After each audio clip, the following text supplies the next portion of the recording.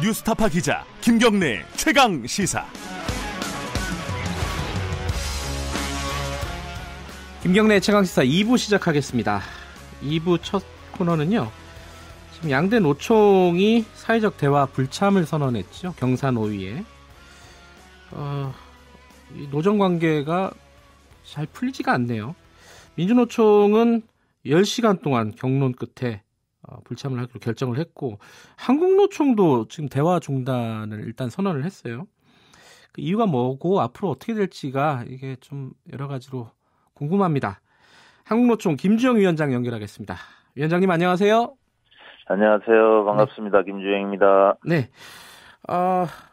뭐 이웃 사촌이죠. 민주노총 그 토론 과정을 쭉 보셨을 거 아니에요. 이제 뉴스 보도나 이런 걸 통해서요. 결국은 뭐 굉장히 오랫동안 10시간 넘게 토론을 했다고 하는데 불참을 결정을 했어요. 예. 애초에 예상하셨습니까? 어땠습니까? 아니요. 이번에는 참여적으로 결정이 나지 않을까. 그래요? 많은 분들이 대의원대에 참석을 했기 때문에 네. 참석하리라고 생각을 했습니다. 그래요? 그러면 이번 결정을 어떻게 봐야 돼요? 왜냐하면 결정도 이게 민주노총 내부 사정을 모르는 사람들이 보기에는 굉장히 이상해요. 참여하는 것도 부결됐고 참여하지 않는 것도 부결이 됐어요. 예. 이거 어떻게 봐야 됩니까? 지금 이 민주노총의 결정을. 제가 참 많이 한국노총 위원장으로서는 많이 아쉽고 안타깝게 생각을 합니다. 그 민주노총 대의원대회 이후에 여러 언론들에서 기사와 사설을 통해서 많은 논평들을 내놓고 있는 걸 봤습니다. 그런데 저는 같은 노동계 입장에서 다른 관점의 그런 아쉬움들이 있습니다. 그거는 지금까지 우리 국민들에게 노동조합에 대한 인식이 좋지 않았다는 걸 잘 알고 있습니다.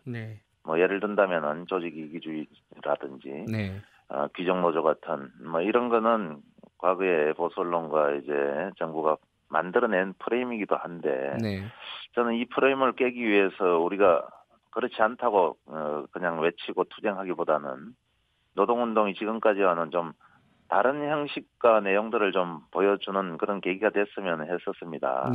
그래서 그게 저는 사회적 대화라고 생각을 했거든요. 그래서 현 정부는 뭐 어찌됐든 간에 사회적 대화를 공약으로 내세웠기 때문에 이를 통해서 노동조합이 이제 국민들에게 좀 더 다가가고 새로운 모습을 보여줄 수 있는 좋은 기회라고 생각을 했었는데 민주노총이 함께하지 못해서 매우 참 아쉽고 안타깝게 생각하는 겁니다. 그런데 지금 한국노총도 내일 열리는 경사노위에 참여하지 않겠다 이렇게 얘기를 했어요. 이건 또 뭐죠? 뭐 정확하게 말씀드리면 이제 불참이 아니라 논의를 뭐 중단하고 잠시 나온 건데요. 우리 한국노총이 논의를 중단한 이유는 지금 경사노위에서 국제노동기구인 그 아이로 기본 협약을 비준하기 위한 그런 논의들을 하고 있잖아요. 거기에는 이제 노동권을 보호하기 위한 내용들이 준대요. 진행자께서도 잘 아시지만 지금 EU를 비롯해서 국제사회에서 우리나라 ILO 핵심 기본 협약 비준을 요구해 왔습니다.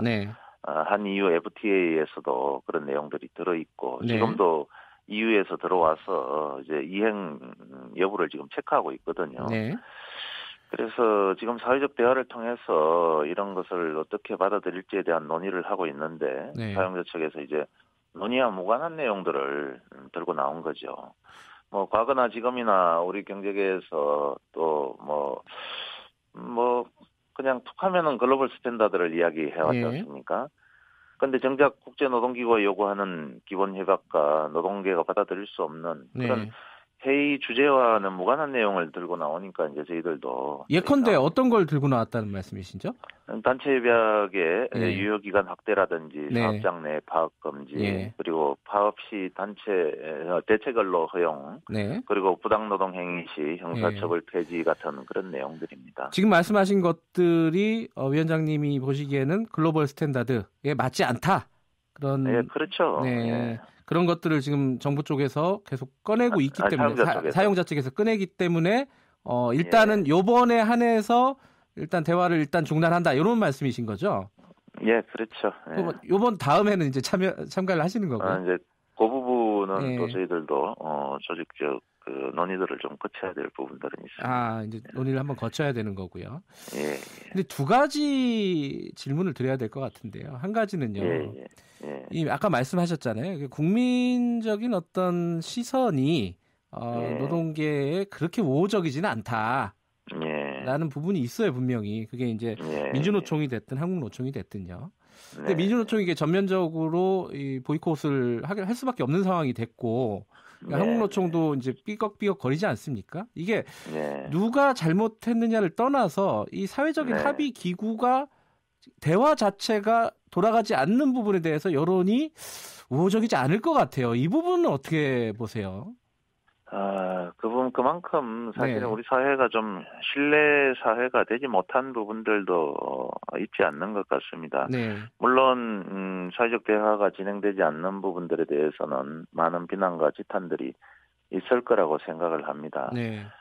그러나 서로 진정성을 갖고 이 문제를 풀려고 하기보다는 이번 기회에 이런 그동안에 묵었던 과제들을 한꺼번에 해결하자.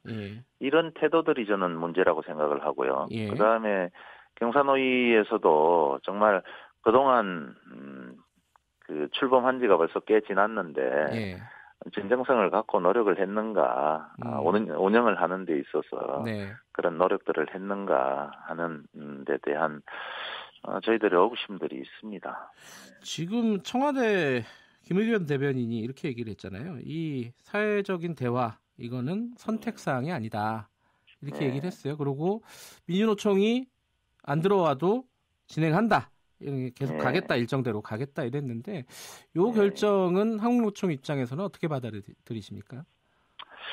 하여튼 총론에 대해서는 동의를 합니다. 예정된 일정에 맞춰 가겠다는 강론에 대해서는 좀 다른 생각이 있고요. 예를 들면은 그 탄력근로제 같은 경우 기한을 2월까지로 정하고 합의가 되든 안 되든 국회에서 처리하겠다고 하는데 지금 우리 경제가 어려운 게 이 탄력근로제 문제 때문일까요? 제가 노동부 조사한 걸 보니까요. 현재 탄력근로제를 시행하고 있는 기업은 3.2% 정도 되고요. 향후 도입 계획이 있다는 것도 6% 정도입니다. 따라서 우리 경제에서 그 시한을 두고 처리할 그런 시급한 문제가 탄력근로제가 아니라는 거죠. 그래서 앞에도 말씀드렸는데 사회적 대화를 실기한 것은 여러 가지 이유들이 있다고 생각을 합니다. 결과적으로 결과적으로는 아니지만 민주노총 참여를 기다리는데 보낸 시간이 1년입니다. 그런데 결국은 불참으로 결론이 났죠. 이런 부분들에 대해서 어느 누구도 책임도 지지 않고 그럼 앞으로 어떻게 끌고 가겠다는 것에 대한 그런 비전도 사실 잘 안 보이는 것도 사실이기 때문에 저희들은 우려를 합니다. 지금 탄력근로제 같은 경우에는요, 말씀하신 대로 한국노총에서는 민주노총도 비슷한 입장일 것 같은데 그 시급한 문제가 아니기 때문에 좀 더 논의를 해보자 이런 입장인데 지금 재계 쪽은 강력하게 요구하고 있고 정부도 이게 대화가 제대로 안 되면 2월에 국회에서 처리하겠다 이렇게 지금 얘기를 하고 있지 않습니까? 만약에 2월에 국회에서 이게 처리가 되는 움직임이 있다 이러면은 노동계에서는 어떻게 대응을 하실 계획이세요? 근데 이게 탄력근로 문제는 원래 작년에 건기법이 개정되면서 단위기간 학대 문제를 그 주 52시간이 현장에 정착되는 2022년 12월 31일 이후에 도입 여부를 검토하기로 그렇게 부칙에다가 못을 박아 놨습니다. 그런데 작년 7월부터 300인 이상 사업장에서 도입하기로 한 노동시간 단축법은 실제 정부가 계도 기간을 6개월을 뒀고 그 이후에도 또 2개월을 연장했기 때문에 실제로는 올해 3월 이후부터나 시작이 되거든요. 그래서 이 시간 단축은 노동자들의 삶의 질을 향상시키고 또 그 시간 단축을 통해서 일자리를 늘리기 위한 그런 두 가지 문제에 대해서는 어느 누구도 사실 이야기를 안 하는 거죠.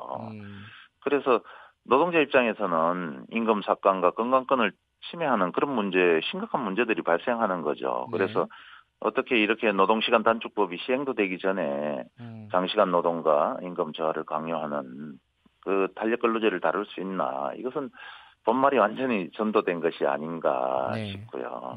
그리고 이거를 시한을 정해놓고 그렇게 밀어붙이겠다 그러면은 그럼 그동안의 법이 얼마나 허술하게 만들어졌는가도 우리가 알 수 있지 않습니까? 이 부분은 충분히 시간을 갖고 우리 노동자들의 건강권 확보와 임금 저하 문제, 그리고 정말 어떤 업종이 그렇게 절실한지 그런 부분을 구분해서 진행해야 될 부분이라고 봅니다. 이거는 참 우문일 수도 있는데요. 그 위원장님 연결됐으니까 제가 여쭤보는 건데 이 사회적 대타협 기구, 뭐 경사노위 같은 이 기구가 지금 우리나라에서 잘 안 되고 있지 않습니까? 지금 뭐 민주노총은 뭐 전면적인 보이콧에 들어간 상황이고, 뭐 한국노총과도 이제 삐걱삐걱 되고 있는 거고, 이게 책임이 뭐 모두에게 책임이 있다 그러면 사실 아무도 책임 안 지는 거잖아요. 누구에게 책임이 있는 겁니까? 정부에게 있는 겁니까? 재계에 있는 겁니까? 노동계에 있는 겁니까? 어떻게 생각하세요, 이 부분은? 우선은 지금 재계에서 태도가 우선 좀 문제라고 생각을 합니다. 사회적 대화를 하려고 하면은 진정성 있는 대화를 해야 되고요. 지금 이 정부에서도 정부나 국회에서도 시한을 정해놓고 이야기를 하고 있기 때문에 재계와 정부가 같이 책임을 져야 될 문제라고 생각을 합니다. 왜냐하면은 재계에서는 지금 여기서 처리 안 되면은 국회에 가면 더 좋게 더 재계에 유리하게 만들어질 텐데 굳이 골치 아프게 여기에서 논의할 필요가 뭐가 있냐 이런 생각들을 갖고 있다는 게 보여지는 거죠. 재계는 이 대화에 적극적이지 않다 일단 이렇게 보시는 거네요. 그렇죠. 이 사회적 대화를 통해서 뭐 실익이 국회에 가서 그냥 일방적으로 처리하는 게 실익이 높다고 보는 거 아니겠습니까? 근데 그렇다면은 더더욱이 노동계에서 좀 어차피 이제 협의체잖아요. 합의도 하지만은 어쨌든 들어가서 대화를 하는 게 중요하다 이렇게 볼 수도 전략적으로 생각할 때 노동계 입장에서 그렇게 생각이 되는데 그래도 안 되는 이유는 또 뭔가요? 정부가 재계 편을 좀 들고 있다 이렇게 생각하시는 건가요? 뭐 그런 부분들이 있죠. 거기 들어가서 정말 논의를 했다가 노동 단체들만 온통 피박을 쓴다. 속된 말로. 그렇게 느껴질 수가 있는 거죠. 이게 왜냐하면은 이미 법이 정해져 있습니다. 그런데 법 취지하고 달리 지금 이제 탄력근로 단위 기간을 확대하려고 하는 거잖아요. 그럼 이거는 재계 그 민원들을 풀어주려고 하는 문제들이죠.